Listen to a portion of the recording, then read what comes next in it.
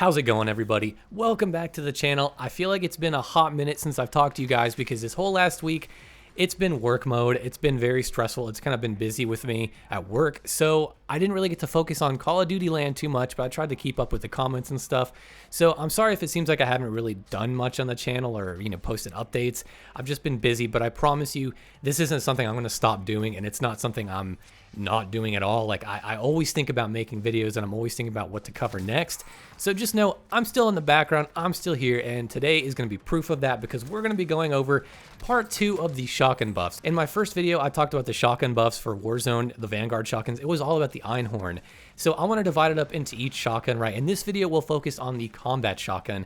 Why do I do that? Well, I have more content and I can talk about one with a little bit more time and not have to rush through it. Now, in case you were out of the loop, Raven Software did the unthinkable and actually buffed some shotguns in Warzone. And specifically, they buffed just the Vanguard shotgun. So we have those 4, the Einhorn, the Gracie Auto, Combat, and the Double Barrel, right?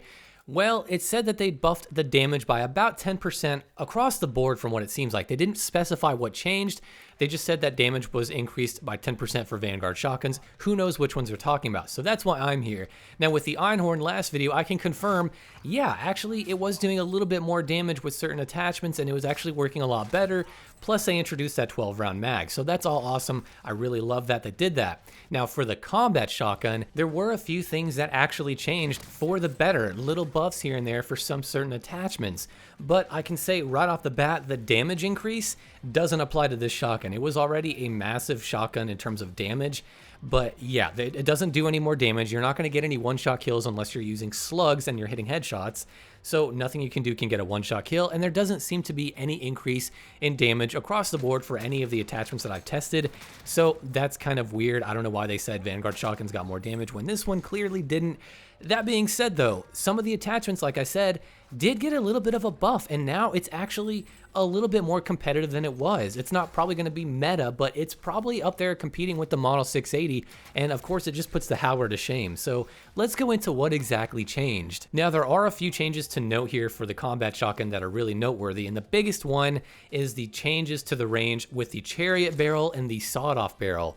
Now, if you didn't know, these barrels do increase your damage, and despite it saying they hurt damage range, they don't actually hurt your range. Liar! In fact, they give you better 2-shot kill ranges, which is what you really want with these pump actions. You want a really good 2-shot kill range, and the Sawed-Off Barrel and the Chariot Barrel both help with that. I know that sim.gg says that it reduces range, but I've tested that, and it does in fact give you more range, so it's something that's going on behind the scenes that they can't really test without someone going in and actually checking. So there might be some hidden scripts going on there, but just know that these 2 barrels do in fact get you better 2-shot kill ranges. Now, how far is it? Well, before this update, with the Sawed-Off Barrel and 12 gauge, right? That's usually how you want to go if you want to kit for range, is 12 gauge plus one of these barrels, the Sawed-Off or the Chariot. So with 12 gauge and the Sawed-Off, you were getting a 2-shot kill of about 7.5 meters, right? Give or take a few tenths of a meter. It's always kind of really hard to test these super accurately because shotguns are just inherently weird.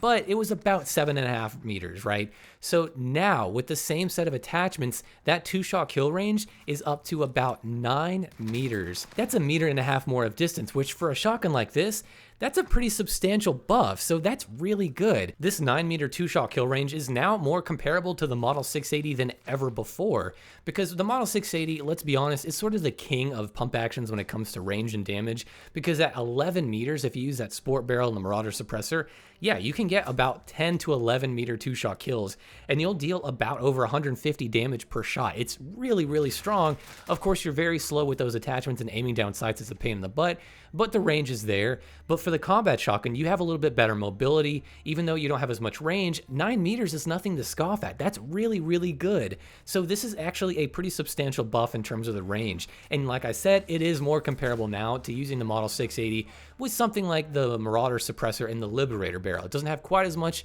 as the other big attachments, but that's pretty good. Now the Chariot Barrel has always had just a little bit less range than the Sawed-Off Barrel when you use 12 gauge, but it also did get a substantial buff, and now its 2-shot kill range, if you use 12 gauge in the Chariot Barrel, is about 8.7 meters. It's around that area. So it's not quite 9, but it's just right on the tip of that, and that's really good. And one of the big things about the Chariot Barrel that makes it so nice is that you don't lose any accuracy when you're aiming down sights, because with the sawed-off barrel, it says you lose accuracy. Well, what does that mean? Well, with the shotgun, that means your pellet spread is going to be even wider when you aim down sights, and you want a nice tight pellet spread when you aim down sights so you can hit more pellets, right? And you don't lose accuracy when you're using the Chariot Barrel. So even though it doesn't have quite as much range, this is definitely one of the better barrels to use. So either use the Chariot Barrel if you want to be a little bit more precise at range, or you can use the sawed-off if you want to be a little bit more balls to the wall aggressive with a little bit more range, but also you have that better mobility. So it's up to you. In terms of the ranged attachments and all that kind of stuff, that really seems to be the only change I could find. Buck and Slug doesn't really do anything substantial.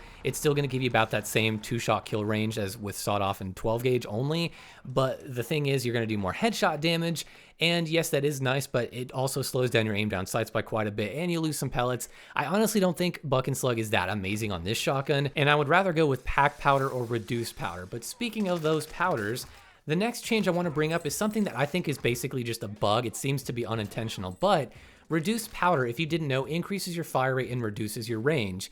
But after testing it, I can say that reduced powder doesn't actually hurt your range on this particular shotgun, which means you're getting a little bit of a better fire rate and no penalty to your range. So that's a plus in my book. And pack powder, you do get about a few, maybe 2 to 3/10 of a meter more of range, which is okay, but it does hurt your fire rate. And reduced powder, I mean, you already have a 9-meter 2-shot kill range.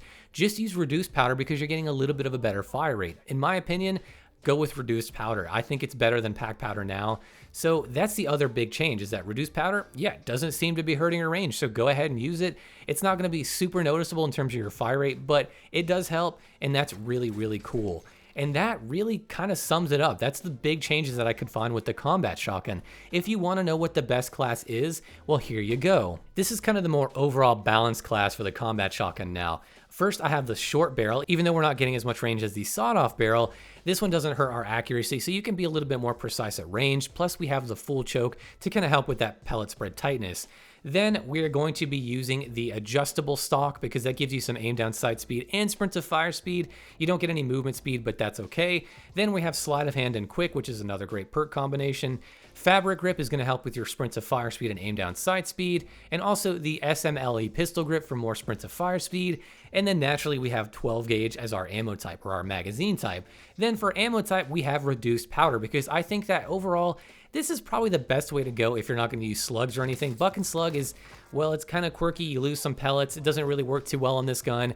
Incendiary rounds are weaker overall, and you don't really get much range. It's just not really any good anymore. Pack powder, like I said, it's doable, but honestly, reduced powder, you don't lose any damage range. So just go with this. Really, why not? And try out something new, right? I know that Warzone's been getting a little bit stale for a lot of people. Everyone's waiting on Modern Warfare 2 and Warzone 2.